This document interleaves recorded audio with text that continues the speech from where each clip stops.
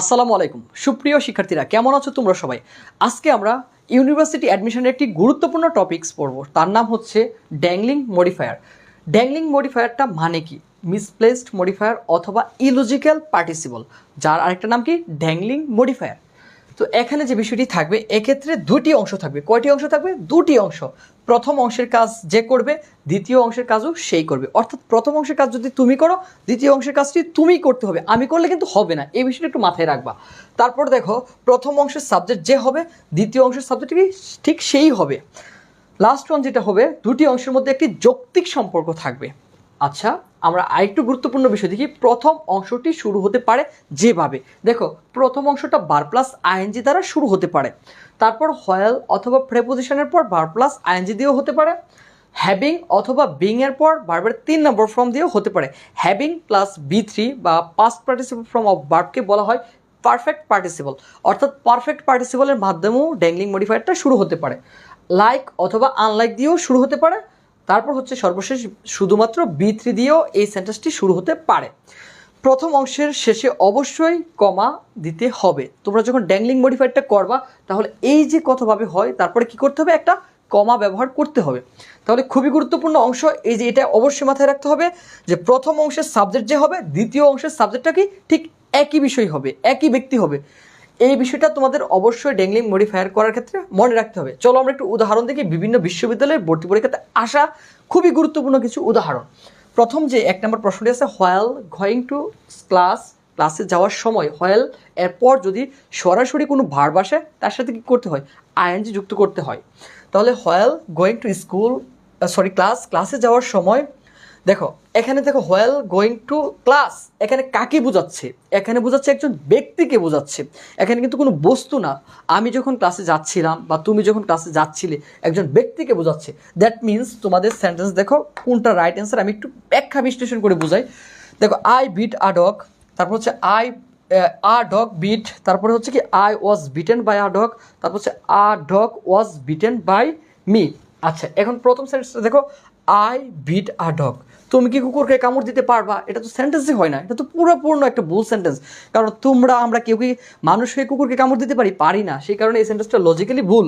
কারণ I bit a dog এটা কিন্তু সম্ভব না। তারপর দেখো, আ ডগ বিট মি বা বিট সামথিং হতে পারতো, কিন্তু এটা আমরা অ্যান্সারটা নিব না। কেন নিব না?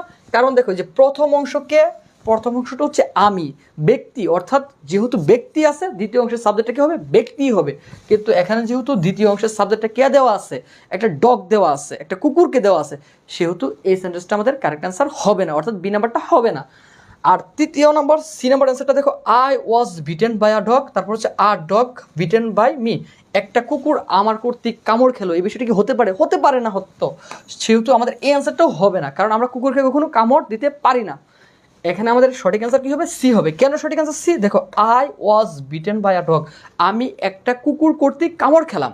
দ্যাট মিনস দেখো, আমি যখন স্কুলে যাচ্ছিলাম, এখানে কিন্তু আই সাবজেক্টের সরাসরি সেন্টেন্সের মধ্যে নেই, কিন্তু তোমার সেন্টেন্স পড়লেই বোঝা যাচ্ছে হোয়াইল গোয়িং টু ক্লাসে যাওয়ার সময় কে যাচ্ছিল? আমি যাচ্ছিলাম। দ্যাট মিনস সাবজেক্টটা কে হবে? আমিই হব। কেন আমি হব? কারণ ড্যাংলিং মডিফায়ারের একটা গুরুত্বপূর্ণ বিষয়ই হচ্ছে প্রথম অংশের সাবজেক্ট যে থাকবে, দ্বিতীয় অংশের সাবজেক্টটা কি সেই হবে। অর্থাৎ প্রথমে সেই সাবজেক্টটা দ্বারাই সেন্টেন্সটা শুরু করতে হবে। সেই কারণে আমাদের কারেক্ট অ্যান্সার কী হবে? সি হবে। I was bitten by a dog, এই অ্যান্সারটা কি কারেক্ট অ্যান্সার। আর বাকি সবগুলো অ্যান্সার কেন রং, আশা করি বুঝতে পেরেছো। চলো আমরা আরেকটা এক্সাম্পল দেখি। দেখো, আমাদের অ্যান্সার কী হবে? I was bitten by a dog. তারপর 2 নম্বরটা দেখো, হ্যাভিং কমপ্লিটেড দ্য লেকচার। দেখো, হ্যাভিং প্লাস ভার্বের 3 নম্বর ফর্ম, এটাকে কি বলা হয়? Perfect participle. তাহলে দেখো, হ্যাভিং কমপ্লিটেড দ্য লেকচার, এটা কোন মাধ্যমে আছে? এটা অবশ্যই পারফেক্ট পার্টিসিপলে আছে একটা ফ্রেজ। তো এই ফ্রেজটা যেহেতু পারফেক্ট পার্টিসিপলে আছে, সেহেতু তোমাদের একটা বিষয় মাথায় রাখতে হবে, তো কে লেকচারটা কমপ্লিট করে? তুমি করো, না আমি করি, না টিচার করে? অবশ্যই একজন শিক্ষক করে, অবশ্যই একজন প্রফেসর করে। যেহেতু একজন ব্যক্তি করে এই কাজটা, সেহেতু তোমার এর পরবর্তীতে যেহেতু একটা ব্যক্তিকে বোঝাচ্ছে প্রথম অংশটি দ্বারা, সেহেতু পরবর্তী অংশের শুরু থেকে হবে, ব্যক্তিটাই হবে। তাহলে দেখো খেয়াল করো, the students will go home, এটা তো হবে না, কারণ স্টুডেন্টরা কিন্তু লেকচার কমপ্লিট করে না, করে কে? টিচার করে। সেহেতু আমাদের প্রথম অংশটা হবে না, যদিও এখানে ব্যক্তিকে বোঝাচ্ছে, এখানেও ব্যক্তি দেওয়া আছে, কিন্তু লজিক্যালি এটা মিলতেছে না, কারণ স্টুডেন্টরা কিন্তু তাদের লেকচারটা কমপ্লিট করে না। তারপর একটা বি নাম্বারটা খেয়াল করো, the next class will start on, এখানে কিন্তু হবে না, কারণ আমাদের ড্যাংলিং মডিফায়ার একটা গুরুত্বপূর্ণ বিষয় কী ছিল? সাবজেক্ট প্রথম অংশটা যাকে নির্দেশ করবে, দ্বিতীয় অংশ সাবজেক্টটা কি ঠিক একই ব্যক্তি হবে। যদি প্রথমটা বস্তু হয়ে থাকে তাহলে দ্বিতীয়টা কি বস্তুই হবে, অর্থাৎ প্রথম যাকে নির্দেশ করে দ্বিতীয় সেই হবে। এখানে যেহেতু প্রথমটা ব্যক্তিকে নির্দেশ করেছে আর এখানে ক্লাসকে নির্দেশ করতেছে, সেহেতু এই অ্যান্সারটাও হবে না। তারপরে সি নাম্বারটা একটু খেয়াল করো, the college will be closed, এটাও হবে না, কারণ হচ্ছে এখানে দেখো কলেজ দেওয়া আছে আর এখানে মূলত একটা ব্যক্তির পারফরমেন্সকে বোঝানো হয়েছে। তাহলে দেখো লাস্ট ওয়ান হবে আমাদের কারেক্ট অ্যান্সার। কেন correct answer? The teacher will go to office. দেখো যখন লেকচারটা শেষ করবে, হ্যাভিং কমপ্লিটেড দ্য লেকচার শেষে the teacher will go to office, teacher কোথায় যাবে? অফিসে যাবে। তো এখানে একটা বিষয় খেয়াল করো, এই অংশটা কিন্তু টিচারেরই কাজ এবং দ্বিতীয় অংশের শুরুতে কে থাকবে? সেই টিচারই থাকবে, কারণ ড্যাংলিং মডিফায়ারের গুরুত্বপূর্ণ বিষয় এটাই ছিল যে প্রথম যে ব্যক্তিকে নির্দেশ করবে, দ্বিতীয় অংশের সাবজেক্টটা কি সেই ব্যক্তি হবে। এই কারণে আমাদের কারেক্ট অ্যান্সার কী হবে? অবশ্যই ডি হবে। আশা করি এই বিষয়টিও তোমাদের ক্লিয়ার। দেখো এটা কিন্তু ইউনিভার্সিটি অ্যাডমিশনের জন্য খুবই গুরুত্বপূর্ণ একটি টপিক্স। দেখো আমাদের অ্যান্সার কী হবে? ডি হবে। ওকে, থার্ড ওয়ান একটু খেয়াল করো, হোয়াইল প্লেয়িং কানামাসি, যখন আমরা কানামাসি খেলতেছিলাম, ছোটোবেলায় কিন্তু তোমরা অনেক খেলতাম, আমরাও খেলতাম। হোয়াইল প্লেয়িং কানামাসি, যখন কানামাসি খেলতেছিলাম, তাহলে এটা কারা খেলতেছিল? আমরা খেলতেছিলাম। কানামাসি তো আর একা একা খেলা যায় না, অনেককে মিলে একসাথে খেলতে হয়, সেহেতু আমরা খেলতেছিলাম। এখানে কিন্তু একটা ব্যক্তিকে নির্দেশ করতেছে, দ্যাট মিনস আমাদের দ্বিতীয় অংশের শুরুতে কী হবে? একজন ব্যক্তি আসবে, কোনো বস্তু বা অন্য কিছু আসতে পারবে না। তো চলো আমরা অপশনগুলো একটু বাদ দিয়ে দিই, ইউনিভার্সিটির জন্য কিন্তু এটা খুবই গুরুত্বপূর্ণ, তোমাদের অপশনগুলো বাদ দিতে হবে, কোনটা রং সেটা যখন ফাইন্ড আউট করে বাদ দিতে পারবা তখন কিন্তু তুমি কারেক্ট অ্যান্সার দাগাতে পারবা। তাহলে খেয়াল করো, এ নাম্বারটা ডেড কাউ সো আস, এটা তো হবে না, একটা কি মরা গরু আমাদেরকে দেখলো, এটা তো হবে না এইভাবে, কারণ এখানে কার কথা আছে? শুরুতে আছে হচ্ছে একটা কাউয়ের কথা, কিন্তু এখানে যেহেতু একটা ব্যক্তির কথা আছে, শুরুতে আমাদের লিখতে হবে একজন ব্যক্তির কথাই লিখতে হবে।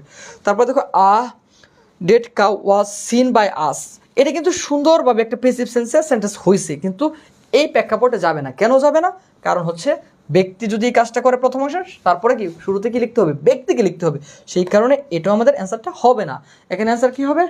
উই ওয়ার সিন, এটা হচ্ছে আমাদেরকে দেখা হয়েছিল, এটা কিন্তু প্যাসিভ সেন্সে আছে, এটা কিন্তু সেন্টেন্সটা হবে না, কারণ মরা গরু কর্তৃক তোমাকে কিন্তু দেখা সম্ভব না। এই কারণে সাবজেক্ট এখানে উই ঠিক আছে, কিন্তু ওয়ার সিন এটা কি প্যাসিভ সেন্সে আছে। সাবজেক্ট যদি নিজেই কাজ করতে পারে তাহলে তো আর প্যাসিভ সেন্স দেওয়ার দরকার নেই। আর এখানে সেন্টেন্সটা এমনভাবে আছে যে মরা গরু তোমাকে কিন্তু দেখাও সম্ভব না, যেহেতু এটা ইলজিক্যাল, সেই কারণে অ্যান্সার ডিটাও হবে না। আমাদের অ্যান্সার হবে কি বি, উই স, আমরা দেখেছিলাম ডেড কাউ, আমরা একটা কি মরা গরু দেখেছিলাম, সেই কারণে আমাদের অ্যান্সারটা কি হবে? অ্যান্সার হবে বি। ওকে, চলো আমরা নেক্সট ওয়ান একটু চলে যাই, দেখি তারপরে আমাদের কি আছে। দেখো এটা অ্যান্সার হচ্ছে কি উই স ডেড কাউ, কারণ এখানেও আমাদেরকে বোঝাচ্ছে, সেহেতু দ্বিতীয় অংশের সাবজেক্ট কী হবে? আমরাই হবে। ওকে, দেখো last one, according to the condition of my scholarship comma after finishing my degree. তো এখানে একটা বিষয় খেয়াল করো, এখানে কার ডিগ্রির কথা বলা হয়েছে? দেখো according to the condition of my scholarship after finishing my degree, তাহলে এখানে অবশ্যই আমার ডিগ্রি ফিনিশ করার কথাই বলা হয়েছে, সেহেতু আমি ব্যক্তি, সেহেতু পরের অংশটা কী হবে? ব্যক্তি দ্বারাই শুরু হবে। তাহলে আমরা চলো যেগুলো বস্তু দ্বারা শুরু আছে এগুলো একটু বাদ করে দিই। My education will be employed by the university, এটা রং। কেন রং? কারণ এখানে হচ্ছে মাই এডুকেশন একটা বস্তু দ্বারা শুরু আছে। তারপরে দেখো এমপ্লয়মেন্ট, এটাও কি একটা বস্তুবাচক দ্বারা শুরু আছে, সে কারণে এই অপশনটাও রং। তারপরটা দেখো the university will employ me, এটাও রং। কেন রং? কারণ এইগুলো হচ্ছে একজন বস্তু বা একটা ইউনিভার্সিটি একটা প্রতিষ্ঠান দ্বারা শুরু। আমাদের কি করতে হবে? ড্যাংলিং মডিফায়ারের মূল বিষয়টা হচ্ছে প্রথম অংশটা যদি ব্যক্তিকে নির্দেশ করে, পরবর্তীতে শুরুতেই কি থাকবে? ব্যক্তি থাকবে, সেই কারণে অ্যান্সারটা রাইট হবে কি ডি নাম্বারটা। দেখো I will be employed by the university, আমি কি করব? ইউনিভার্সিটি কর্তৃক নিযুক্ত হবে, এটা কিন্তু প্যাসিভ সেন্সে আছে। দেখো আই উইল বি এমপ্লয়েড, এখানে কিন্তু আই উইল এমপ্লয় এভাবেও লেখা যেত যদি আমি কাজটি করব, আর আমাকে নিযুক্ত করা হবে, দ্যাট মিনস কি এটা প্যাসিভ সেন্সে হবে, এবং সেন্টেন্সের শুরুতেই কি থাকবে? একটা সাবজেক্ট থাকবে ব্যক্তিবাচক, কারণ প্রথম অংশটা কার সম্পর্কে বলা হয়েছে? একজন ব্যক্তি সম্পর্কে বলা হয়েছে, সেই কারণে আমাদের কারেক্ট অ্যান্সার কী হবে? ডি নাম্বারটা, আই উইল বি এমপ্লয়েড, আমি নিযুক্ত হব বাই দ্য ইউনিভার্সিটি, বিশ্ববিদ্যালয় কর্তৃক। এই হচ্ছে আমাদের ড্যাংলিং মডিফায়ারের খুবই গুরুত্বপূর্ণ বিষয়।